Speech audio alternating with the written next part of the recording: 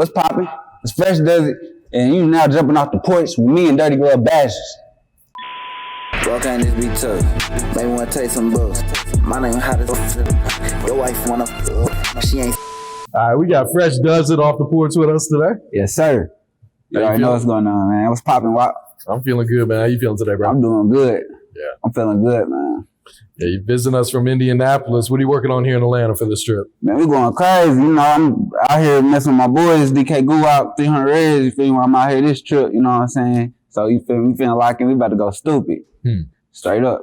How does working here in Atlanta compare to back home?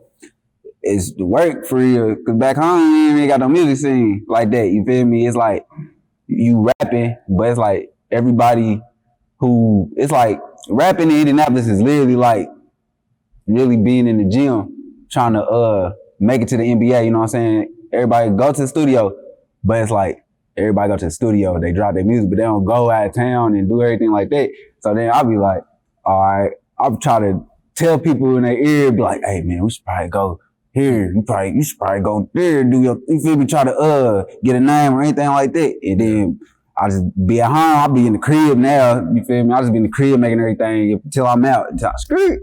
Cause it's Indianapolis, we known for basketball, hooping. Yeah, yep. But I'm like, nah, I wanna do something different. How often do you come down here to Atlanta? This is like my first time this year, but towards the end of last year, I was coming every week. Like I literally leave every Sunday, go back to the city, come back that weekend, then you feel me, just keep coming back and forth. So I've been trying to get like movement here, you know what I'm saying? Like trying to figure out who to tap in with while I'm out here, you know what I'm saying? Cause I just be pulling up to the city, like, hey, I'm here. What's poppin'? Yeah. We're here. You feel me? Let's work. Yep. So what was it like growing up in Indianapolis? Man, I would say it's hard not to get influenced by shit for real. You know what I'm saying? It's hard. Like as any area, like, you know, that they would claim poverty and shit like that. It's just like that. You feel me? I look at Indianapolis like how people probably look at Indianapolis. You got two sides of Georgia and Atlanta, and then you got two sides of Indianapolis, and then you got the good side, positive side. My biggest thing was shit, going from that poverty side and, you feel me, trying to keep going up. Like when I seen my parents and shit like that when I was a baby starting to move us out, them type of situations, you feel me, as we was getting older and stuff like that, I started to understand like, all right, you're supposed to move, this is what you're supposed to do, you know what I'm saying? So now I'm really like trying to show people that, you know what I'm saying, trying to show people that side of shit. They don't really be seeing that side where we're from. They don't really see the like transition of, what is that called, like rose from concrete? Yeah. They don't really see that transition like that. So I'll just be like, all right, can't nothing break me. But I am not like, you feel me, where I'm from. I don't try to, you feel me, even get caught up in that shit like that all the way, you know what I'm saying? Just because, shit, I'm on a whole different tip now. Yeah. So yeah, Indianapolis. How old were you when you first jumped off the porch? Man, I jumped out the porch at 12, 13 years old until my mama called me at the table and was like, hey, took my shit, smelled it. She was like, oh, this shit fake.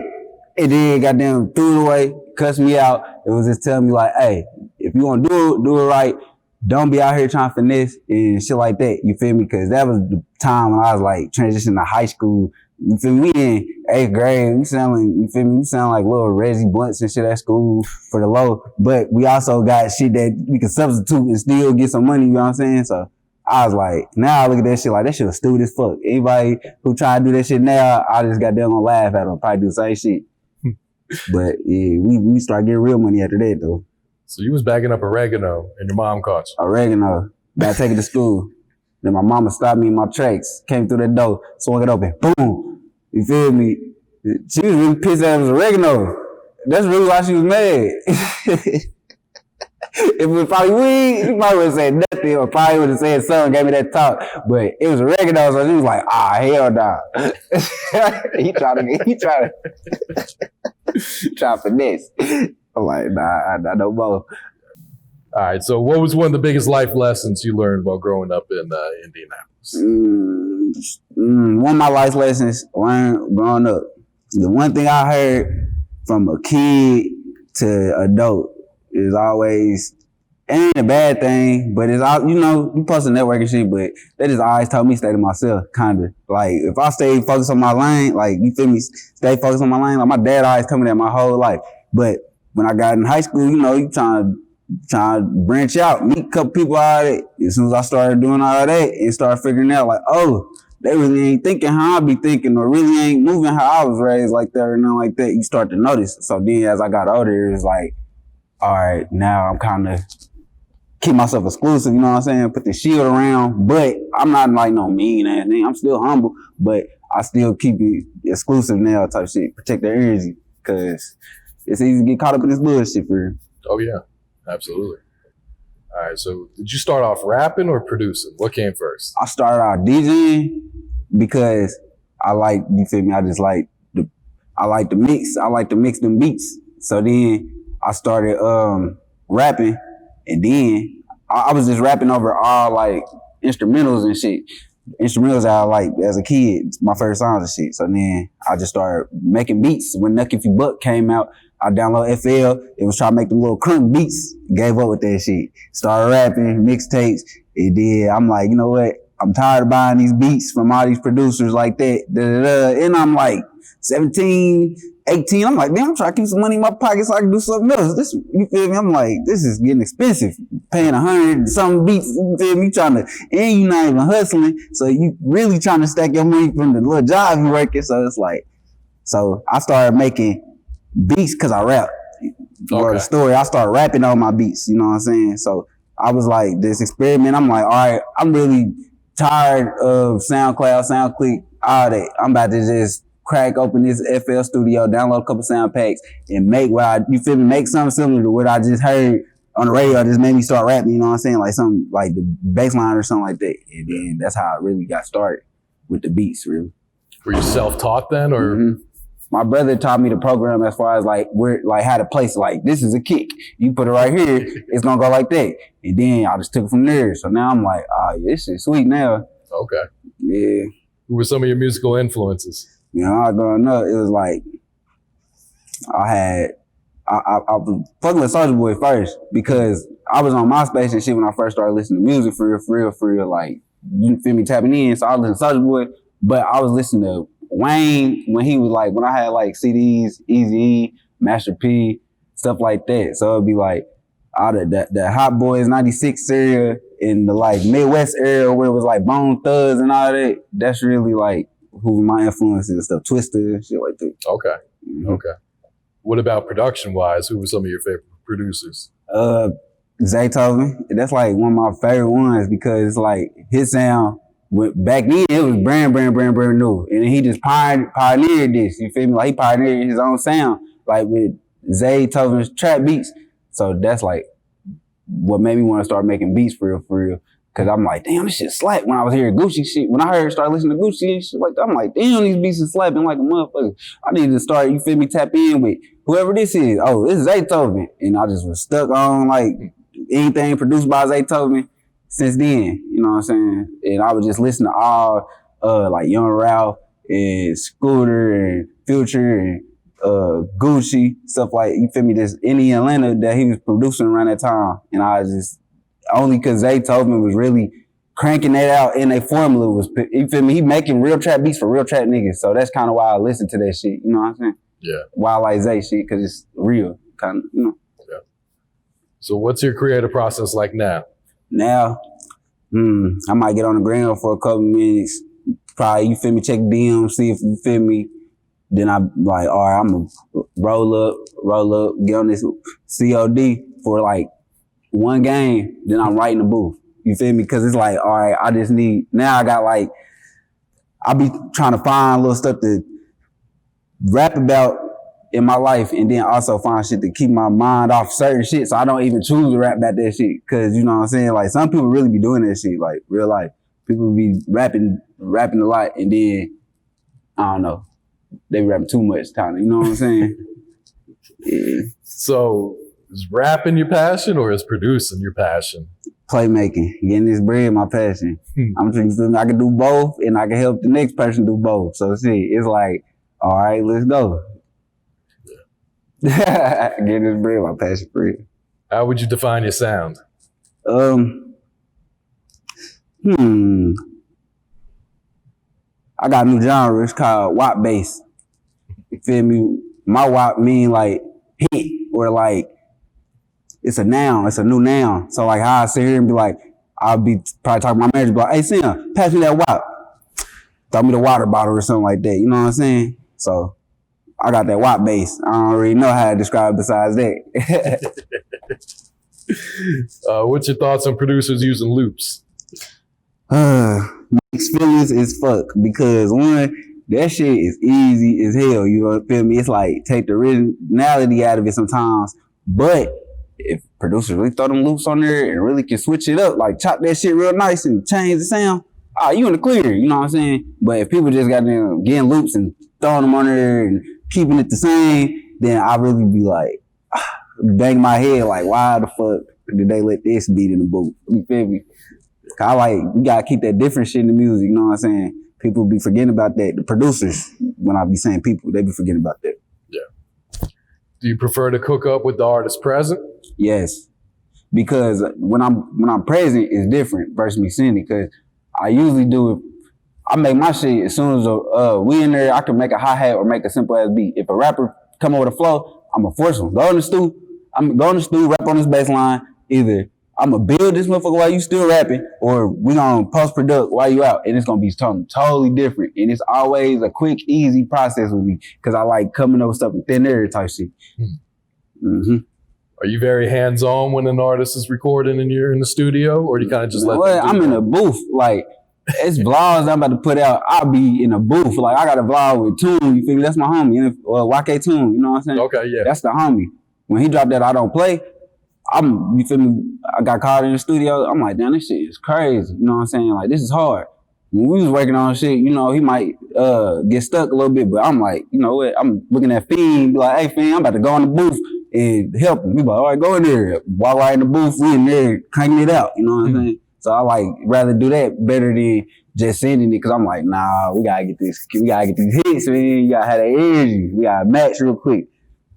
Yeah, absolutely. Absolutely. Do you prefer to rap over your own beats or other producers? Mine.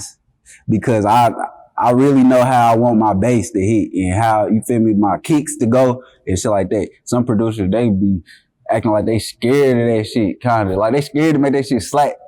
I don't know how to make it make sense. I don't know. I just rather rap my own shit. Unless it's a Zaytoven beat or like a Mini Fresh beat or something. Yeah. So when you're cooking up, can you already hear yourself on some of these records? I try not to as much, you know what I'm saying? Since, you feel me, I get a lot of production calls, but yeah, I can hear myself on every beat. How do you choose which ones you keep and which ones you send out, or do you send them all out and if they don't use them? Nah, I got a whole new formula now. Now it's to the point where I might send them out. Whatever I'm be at home, if I'm at home making beats, I'm gonna send them out. But I'm gonna just be booking stew sessions. And when I walk in the stew, I'm gonna just flip on that laptop, make something, send it, go in the stew, knock it out real quick, and then boom. Now people can't say, oh, you hold all the tight stuff. Cause I just made it in thin air just then. You feel me? So that's my little formula. How'd you get your producer tag? My next door neighbor was, he was always saying my name when I come out the house, and then he was like, FreshDuzit.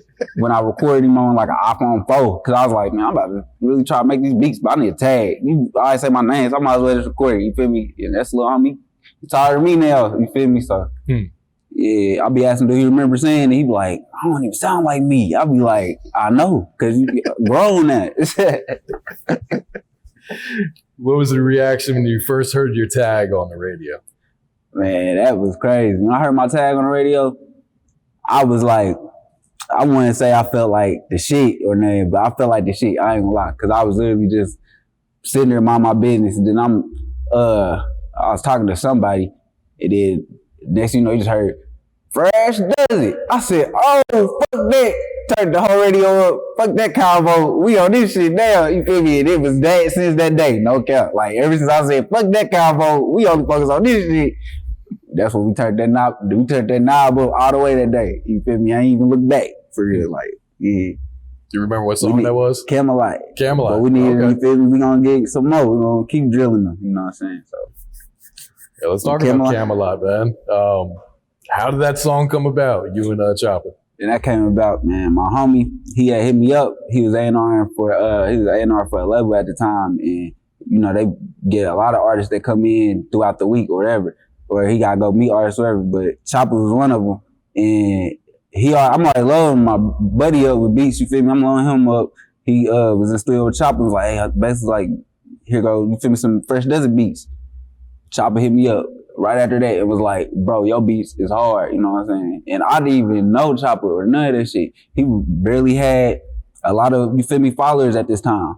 But when he hit me back, I instantly was like, oh yeah, we definitely locking in because this song definitely tight.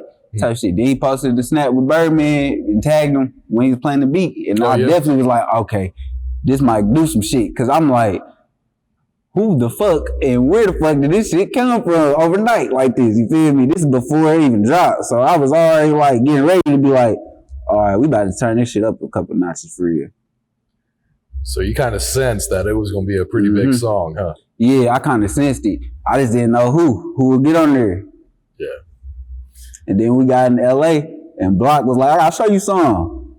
He showed me his verse. I said, oh shit, you on the remix of this motherfucker? And he's like, yeah, we about to drop the remix. I said, oh, it's a remix to this motherfucker.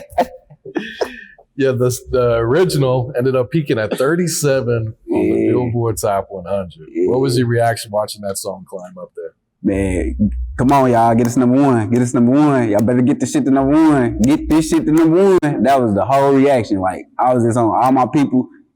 I didn't care, you feel me, if they one click couldn't add up to 2 million. I'm telling them, click that motherfucker 2 million times.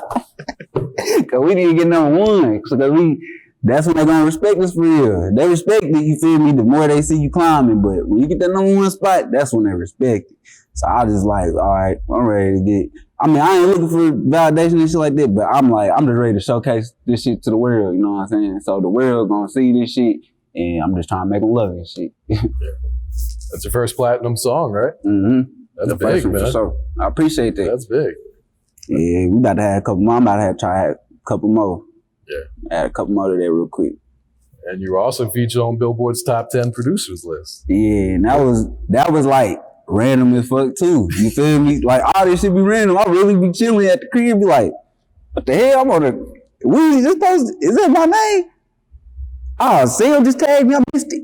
Oh, somebody else just tagged me. God damn, I gotta repost this shit. You feel me? Like, that's literally how it is. Like, cause I'm just now noticing what this shit is. You feel me? How this industry works. Mm-hmm. So I'm like, all right, now I'm getting a hold of it. Now I'm understanding. It's like, then there's some diabolical shit in my head. I'll be like, I be evil as hell in my head. Like, yo, they about to hear this person does this shit.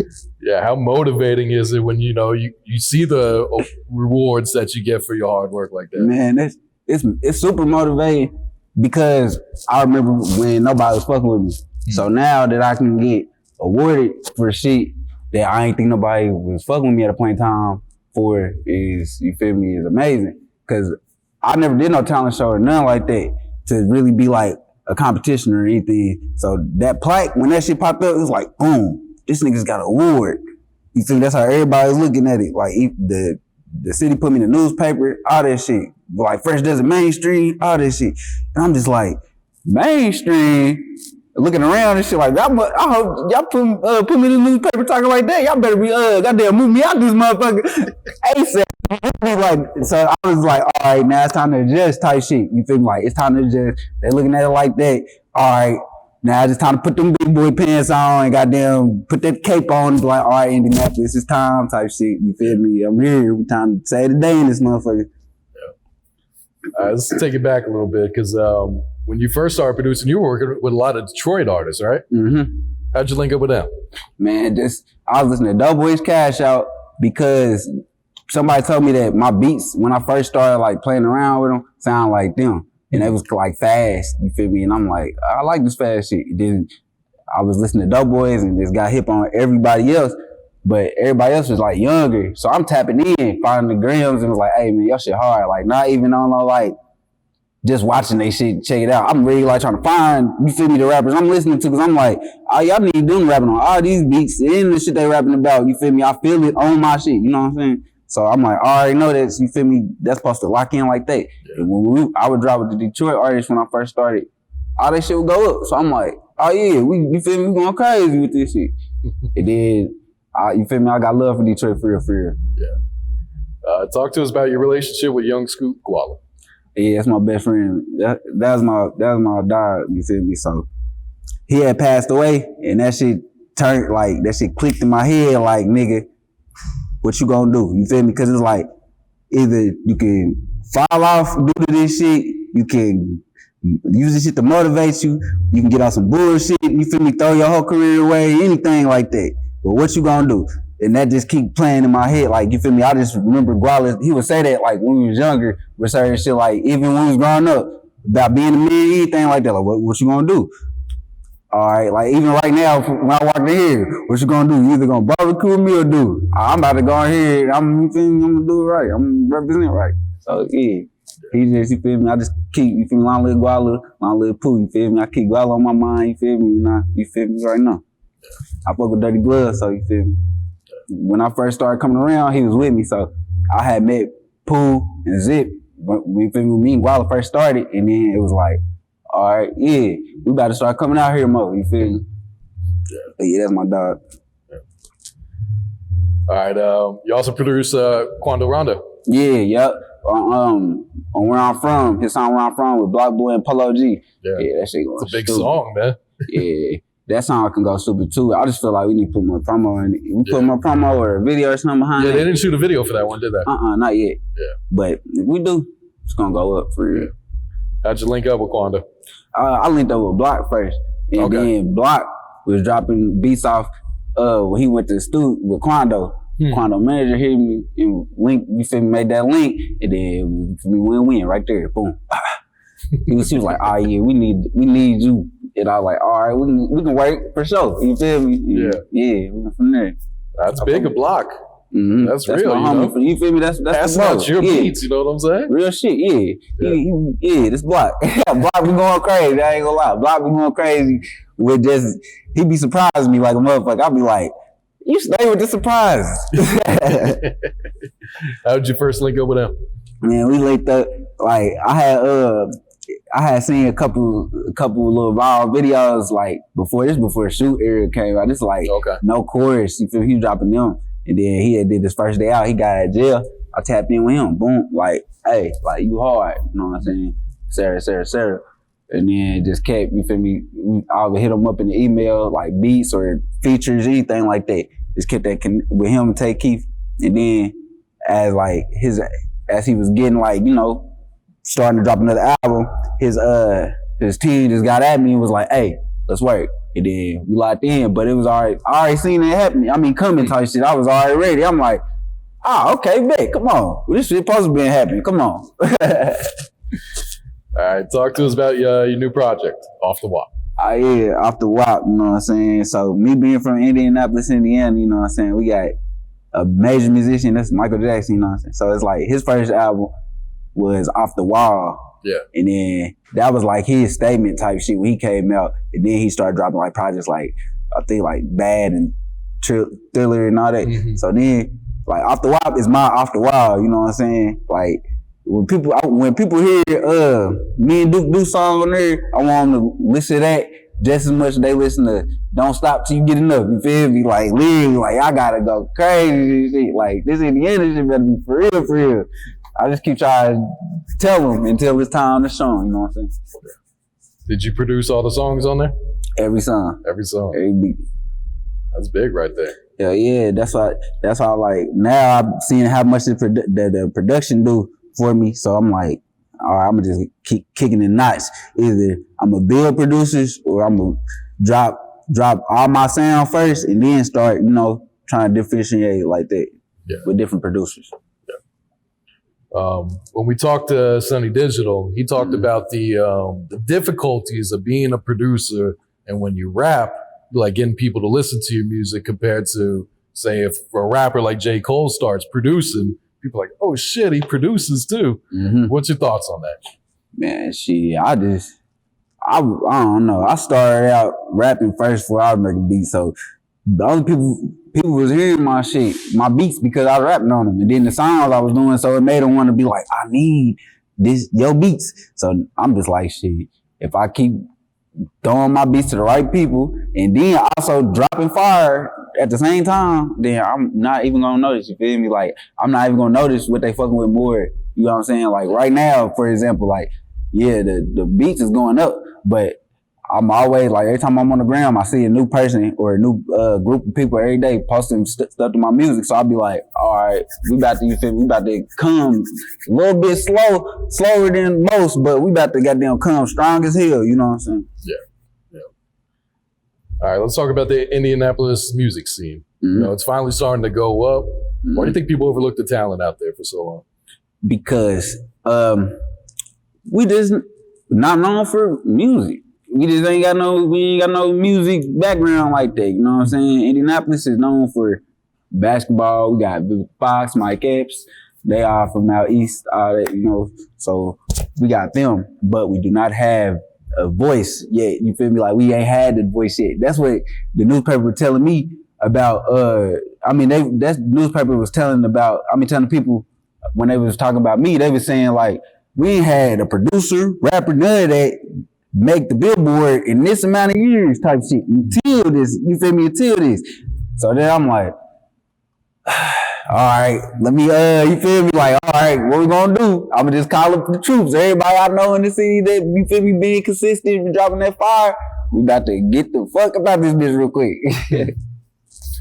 Are the artists out there, they real supportive of each other? Yeah. It used to be real supportive too, though. But you know how that go. You feel me? People be having, you know, differences, all that. But I try to stay connected with my people for real. So everybody I believe in me and shit like that. Come on, let's go. Yeah. All right, Fresh. You're the only artist I know that has a song called Dirty Glove Bastard, man. DGB for sure. What does DGB mean to you? Dirty Glove Bastard. You feel me? So when I was young, my favorite cuss word as a kid was bastard. My mom would be like, quit saying that shit. Like, literally get on my ass because I know my dad and shit like that. But I'm like, what? I'm a bastard. I would just say shit like that. And then Dirty Glove, I'm like, what? I fuck with the D. What? Bastard. And I'm an asshole. I'm a dirty glove asshole. I'm a dirty glove bastard. And then I was in the studio, turned the beat on. My homeboy, Rocane sent it. He from D. Mm-hmm. And the first thing I said, I freestyled on my songs too. So as soon as it came on, I'm like, all right, this that dirty glove shit for sure. This that grittiness. And then I just started to shout the dirty glove on there. We appreciate that, bro. Appreciate it for sure. Yeah. I appreciate y'all, you feel me, for having me for sure. Yeah. All right, Fresh, what else you working on? What's coming up next? Next, I'm working on the big picture. The big picture is, man, we trying to guerrilla market the fuck out the world. You know what I'm saying? So I just want everybody to just know I'm coming. That's what's next. FreshDuzit is next. That's what's next. I got so much in store. It's so much. All right. Any last words or shout outs before we get you out of here? Man, shout out to DGB, shout out to Hayes, shout out to Uncle Zip, shout out to a little bit of bass guy for shouting me out, you know what I'm saying? Because I felt like that had something to do with a lot of that producer shit. That was kind of weird when he did, but when he did, it definitely made sense. I was like, what the fuck? But yeah. Shout out to Poindexter, shout out to Stick Still Counting, Polo Boy Nuno, Thought Pass shot at the gate. Walk on this beat tough, maybe wanna take some bucks. My name hot as fuck. Your wife wanna fuck, she ain't